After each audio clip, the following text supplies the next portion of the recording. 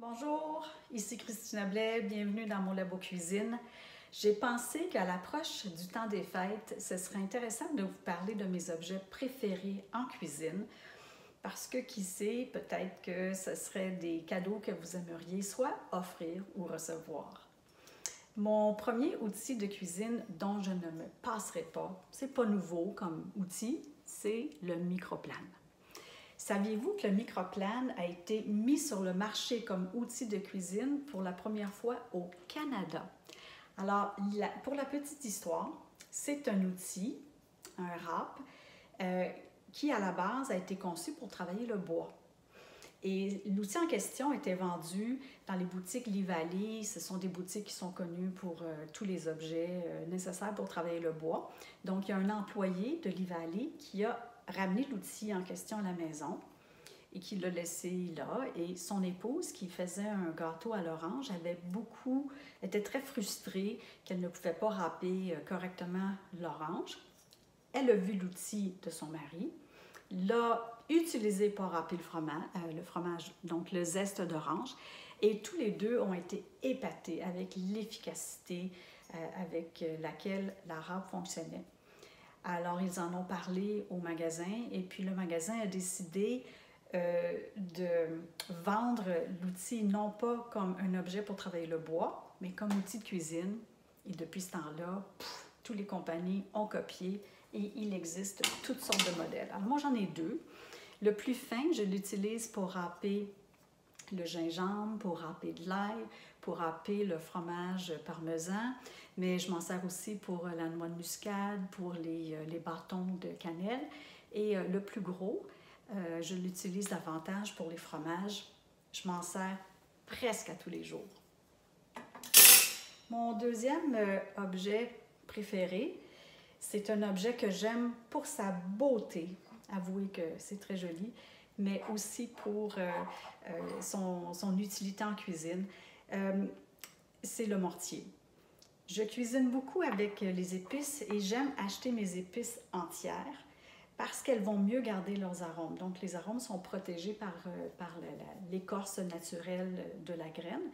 Et puis, quand vient le temps de cuisiner, je les mets dans un mortier, je les écrase et je ne vous dis pas comment ça sent bon. Et le parfum de l'épice est vraiment mis en valeur si vous l'écrasez au dernier moment. Alors, je m'en sers beaucoup pour tout ce qui est graines de fenouil, graines d'anis, la cardamome, les graines de carvi. C'est absolument génial. Donc, un bel objet à offrir ou à recevoir. L'autre outil dont je ne me passerai pas en cuisine, c'est ma balance. C'est justement un cadeau que j'ai reçu il y a quelques années de mon beau-fils Guillaume. Honnêtement, d'après des tests qui ont été faits, à peu près tous les balances s'équivalent sur le marché. Ne vous en faites pas. Ça va vous coûter peut-être entre 20 et 40 $. Pourquoi c'est important? C'est surtout important d'utiliser une balance pour les recettes de pâtisserie et de boulangerie pour peser la farine et le sucre qui sont les ingrédients principaux. Parce que si vous utilisez une tasse au volume comme celle-ci, dépendamment de la façon que vous remplissez la tasse et si vous compactez ou non la farine, vous n'allez pas avoir la bonne mesure.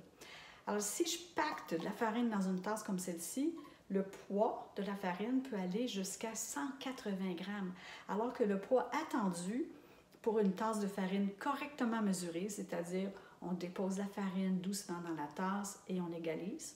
Donc, le poids attendu, si on prend la bonne technique, c'est entre 130 et 140 grammes.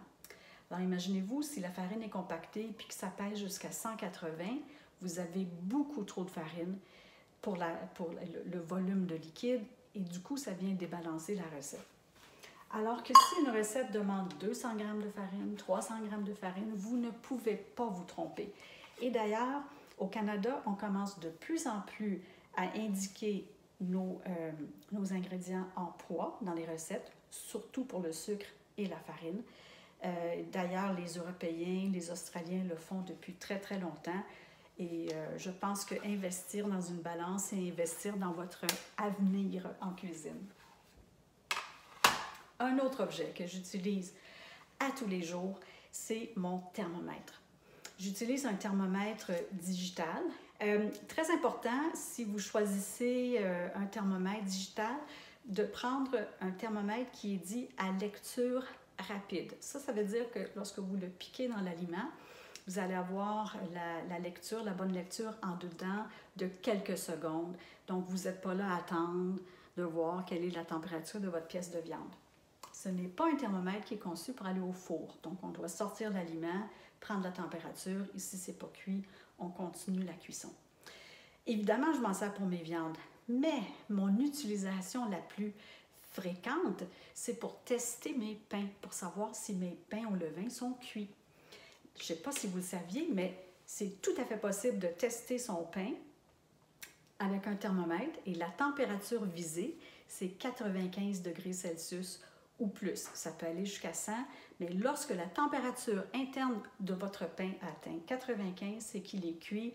Vous pouvez le sortir du four, garanti que le centre ne sera pas cru. Et savez-vous quoi? La même température s'applique au gâteau. Plus de devinettes. Pas besoin de piquer avec un cure-dent puis interpréter si la pâte est crue ou pas sur le cure-dent. Vous prenez un thermomètre, vous le piquez au milieu, 95, bingo, c'est cuit. Mon dernier objet fétiche, parce que je fais beaucoup de boulangerie, c'est ce qu'on appelle un grattoir ou un coupe-pâte. C'est génial lorsqu'on a une grande quantité de pâte à diviser, donc ça coupe efficacement à travers la pâte, et puisque la pâte est collante, en coupant, on peut écarter donc les morceaux de pâte pour ne pas qu'elles collent ensemble.